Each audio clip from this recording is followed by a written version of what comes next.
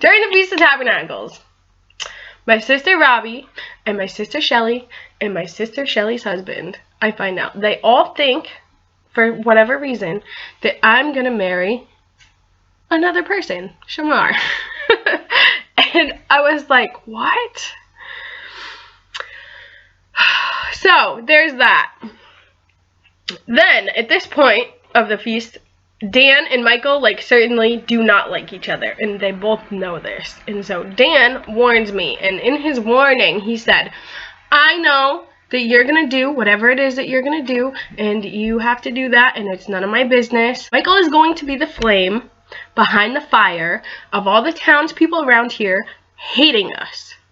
Because he's going to go run his mouth and say a bunch of stuff that isn't true, and if he does that, I am going to sue him and get a lien on his stupid piece of property, his trailer, that isn't even worth the money he spent on it. That was the gist of it.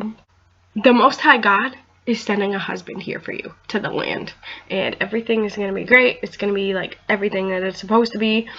And then he just kept going with this like huge warning, and when he said that, I was like, oh my God. It was within me. I knew in my spirit I should have waited until after the feast before I got back together with Michael. There was a reason for that. Because if I waited, I wouldn't have got back together with him. I wouldn't be here now.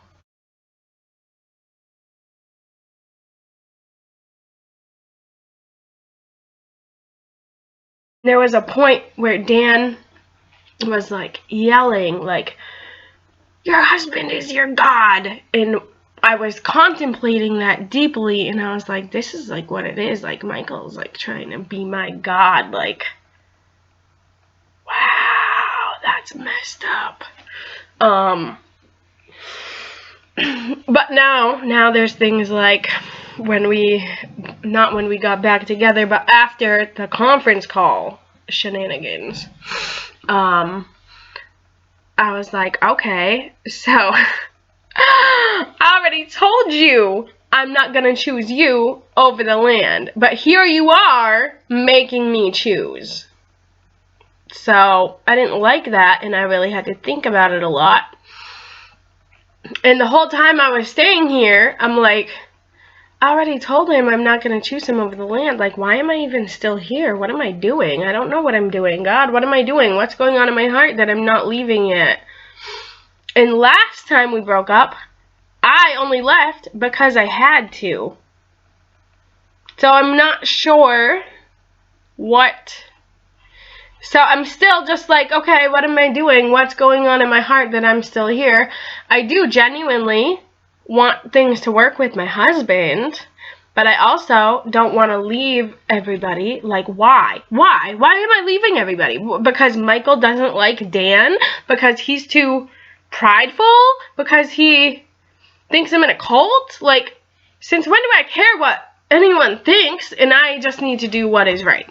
So I'm going through a lot of that, and during this, I've been like very snarky towards Michael. I started calling him a dictator because this is not the first time he has, I don't want to say tell me what to do, because he doesn't. It's very like passive aggressive, like I'm not making you stay here. Like, you can leave if you want to. And I'm like, yeah, thanks. I know I can leave if I want to, but that's not making this any easier. So I'm dealing with that. Is during this like 2-week period after the conference call where I'm like, what am I doing here? I don't know. This is not right. How am I gonna like be here and not go to the land? And I've been asking Michael, like, okay, so that means I'm not allowed to talk to anyone? Like, am I still allowed to talk to my sisters? I'm not allowed to go to Robin's house, right? Because Dan's there? Well, what if Dan's not there? What if he's visiting Donnie? And then also being like, you're a dictator. Like, you literally are a dictator. You're like basically just controlling like who I talk to, who I message, where I'm allowed to go, because you're telling me I'm not allowed to go to the land, right? But Michael doesn't want to see it like that, so he tries to, you know, make it not sound so bad, because it is what it is. But that's what it is. I'm not allowed to go to land. I'm not allowed to talk to Dan. I'm not allowed to talk to Shamar. I'm not allowed to talk to Dexter. I'm not allowed to message any of these people. I'm not allowed to be in GroupMe anymore. I need to get off the Facebook group. And obviously I'm not allowed on the conference call. And Michael keeps saying, Dan's a leader, Dan's a leader. And I'm like, Dan's not the leader. He is not the leader. The Most High God is telling people what to do. And that has nothing to do with Dan. And so, fast forward a little bit to the next part of the story, is I'm like going through this crazy thing and like heartbroken and devastated and falling into depression and like just crying and weeping and then constantly fighting with Michael, like arguing, and it's just wearing me down until there's nothing left, and I literally can feel the Holy Spirit within me just slowly being strangled to death, and I'm literally being strangled to death dying, except it's not my physical body, it's the spirit within me. And so one day I'm driving to work. I was like, what should I do? What should I do? And I was just thinking about Robin, because my mom was like, oh, well, if I were you, I would try to, like, distance yourself from Dan. And I'm just like, what the fuck is wrong with these people? But anyway, my mom was saying, if I were you, I would try to distance yourself from Dan, but, like, still be friends with Robin. And she said this in front of Michael. And then she suggested maybe when Robin comes to Vermont, you guys could get a cup of coffee together.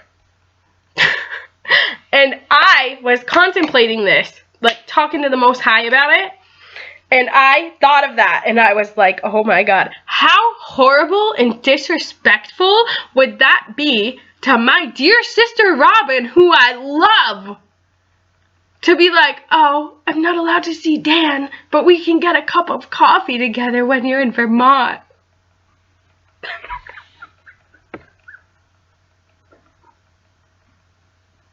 That's so mean. That's so horrible.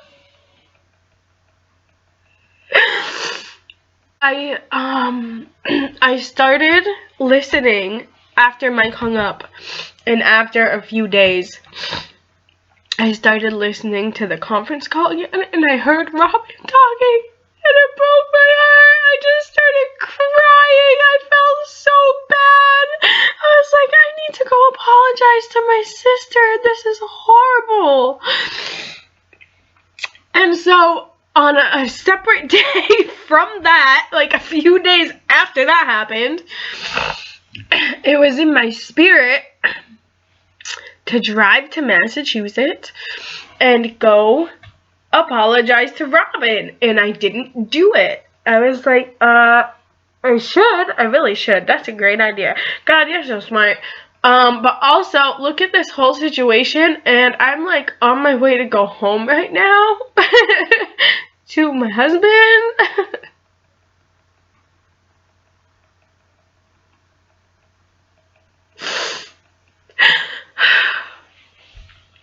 And so I didn't do it, and then for days, it was just eating away at me, and I was like, oh my God, I don't know what to do. I just don't even know what to do. Like, again, same situation, like, why am I even here? What am I supposed to be doing? What am I gonna do? I don't know what I'm gonna do. I need to do something. And so I realized, after I missed a conference call, I realized I was actually just waiting for this to be easier. And surprise, it's not! It's not gonna get easier at all. In fact, it's probably gonna get actually like a lot harder. So anyway, after that experience of it was in my spirit to drive to Massachusetts, and I deliberately, on purpose, disobeyed my father's will, even though I know better, because it was hard and I didn't want to do it. A few days after that, I was driving to work, and I said to my Father in heaven, Sincerely from my heart, I said, I resolve this moment to do what you say. And I was just thinking, what's the worst that could happen, you know? Michael said, if I leave, he'll put my stuff outside. So what? So what? So what? Who cares? I can't keep doing the wrong thing on purpose anymore. This has nothing, I mean, it does have everything to do with everybody, but in reality, this is about me and the Most High, and I'm required to do His will, and what He says is right. Not what you say is right, not what my mom says is right, not what Michael says is right, because who is anyone to be a righteous judge? I have a relationship with the Most High. I can hear His voice. I know what He's telling me to do. And so I was driving to work, and I said to him, I resolve this moment to do what you say. And then I had some peace. Finally, after like weeks and weeks, I had some peace. And I thought, you know what's the worst that's going to happen? My stuff will get put outside. It'll get ruined in the rain and the snow. I'll have to move it all again. Like, I'll lose my house, be homeless in the winter. Like, I just, at that point, I didn't even care anymore. I have to do what I know is right. Then, a few days after that, like, what, on Wednesday? This past Wednesday, driving to work, I'm supposed to call them at 3 o'clock because I was out sick. And so they have, if you're sick, you have a 24-hour policy. Anyway, I'm driving to work. I call them at 3 o'clock, or they called me at 3 o'clock. And then they let me go. So I don't even have a job anymore. And I was so, like, relieved. I was so relieved. And I had so much peace about it. And I'm like, oh, this is great. Because I wasn't supposed to be there. They told me to get a coronavirus test. And, I wasn't supposed to do it. And I told Michael, watch, if I do this, something bad's going to happen. You just watch.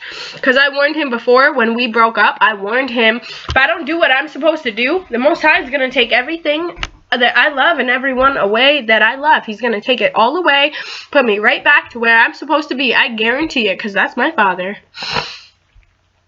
And then we broke up, and that's the whole thing happened exactly like I said it would, except the Most High's will, because I don't know all the details of His will. I just know that He's going to do what He promises to do. And so I knew, and I told him, and I told everyone else, I was warning everyone, I'm not supposed to get this coronavirus test. I'm supposed to walk away from my job, and I'm not sure what I'm supposed to do when I walk away from my job. But I know I'm not supposed to get that test, and if I do it when I'm not supposed to, something bad's gonna happen. Watch what happens, because I don't know what it is. And then on Wednesday, I get laid off. All praise to the Most High. Thank you. So now I don't have a job, and I'm gonna try, obviously, to get on unemployment. There's a few other instances or other things that have happened.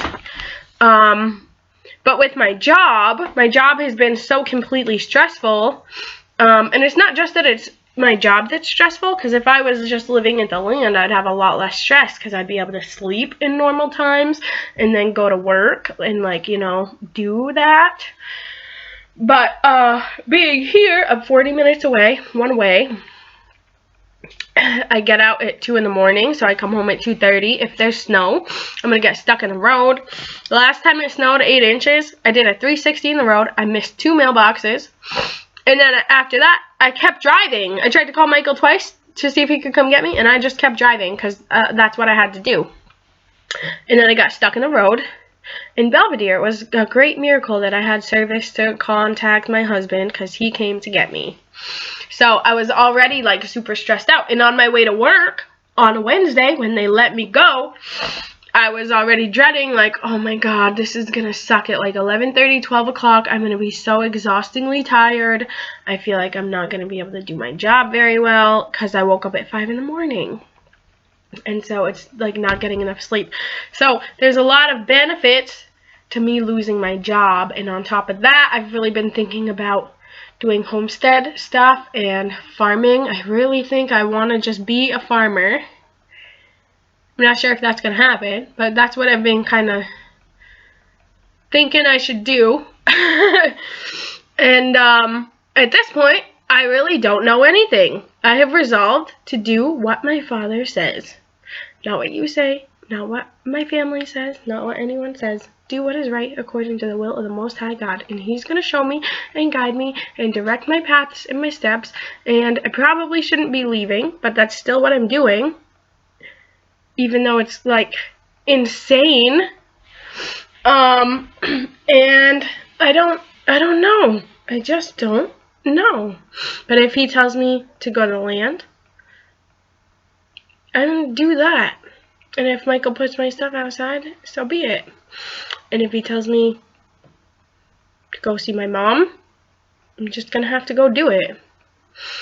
And if he tells me to sit still and be quiet, I'm going to really struggle with that because I'm very loud. I don't like to sit still and be quiet. But I really just need to do that, regardless of anything, because nothing really matters except for that. And why go through agonizing torture when you could have peace? So that's where I'm at. The whole thing is just exhausting. There's a lot of stuff in it that I can't even continue to go on and on about. There's just a million lessons in everything, and I don't know what I'm doing. And honestly, I'm probably gonna keep messing up. Right. That's just the reality of it. The Most High's will is not easy. When Christ had to die, He didn't want to really die. He did it anyway, because it's more important to please God than yourself. You know? So, let this be a warning, because this is my struggle, and you're probably going to be next. So, when you crash your car, and your whole family's stripped away from you, and you have no place to live, all in an instant, don't look back. Because, unlike Lot's wife, you're probably not going to turn into a pillar of salt. Because that's not why we're here. We're here to endure this race and keep going and going until it's done. And if I had turned into a pillar of salt, I would have been lucky. And through this whole entire thing, I prayed to the Most High. Sincerely, please open up your heavens and pour out your plagues upon me, because I deserve it.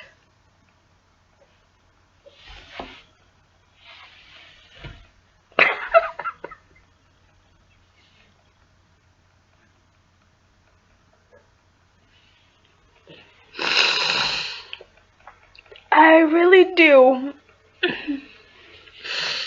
So, yeah.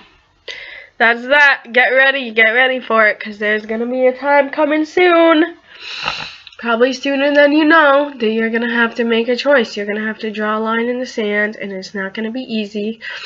And you can cling to this world, or you can cling to the Most High. Those who seek to save their life will lose it. Just like how I was like, oh, I know I'm not supposed to get that coronavirus test. And then I did it anyway. Kept my job, kept getting sick at work. As soon as I got the coronavirus test, I kept getting sick at work.